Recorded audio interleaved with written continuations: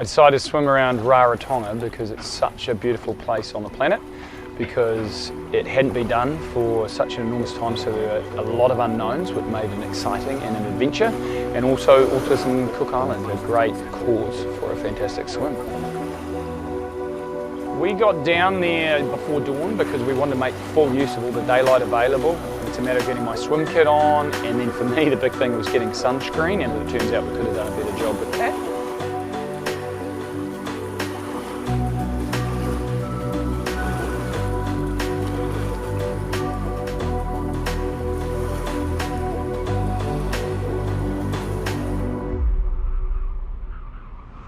Well, I'd seen some turtles coming in there, and I'd had a few stings on the face and on the torso, so that kept me alert, and I hoped that wasn't going to keep going all day. And it's nice when things start to swing around. The swells, not so much. I felt more for the crew in the boat because I can just relax in the water with it, so it didn't affect me as much.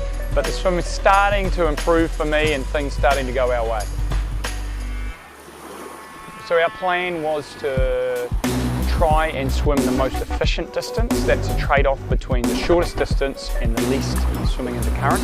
So for that first bit I was following the reef very closely, and then as part of our plan, and the crew confirmed this was out there, we did a point-to-point. So from seeing a nice visible reef, we dropped off into the blue, and I understand the water depth there is over 200 metres, and all I could see was blue on blue and blue, and it was truly just mesmerising. So I went from being able to see the bottom and know what my ground speed was to having no idea at all, but it was one of the most memorable parts of the swim. It was beautiful.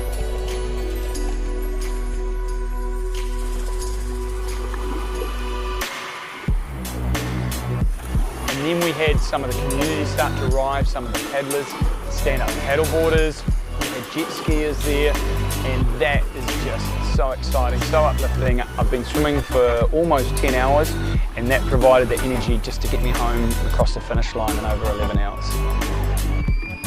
So the last segment coming into Trader Jack's there, coming around the boiler, you can hear the drums beating, you can hear the crowd cheering.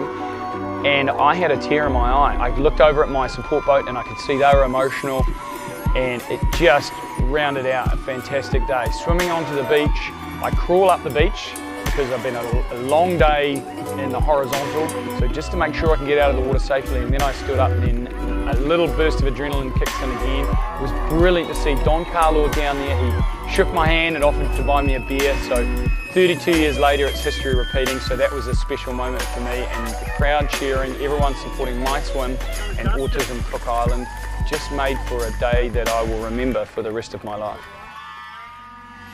A big shout out to the support crew. We had, right next to me throughout the day, we had Rob and Kyle, we had Johnny watching my back and doing the camera work, swimmer Chloe Harris and Mike Cochran were there, and Shannon Saunders as well. There's a lot of people that went into making this a success, all of it in support of Autism Cook Islands. The Give a Little page is still active. You can go through fitandable.com, click on the Give a Little fundraiser. Any little support makes all that difference to make this swim worthwhile. Thank you.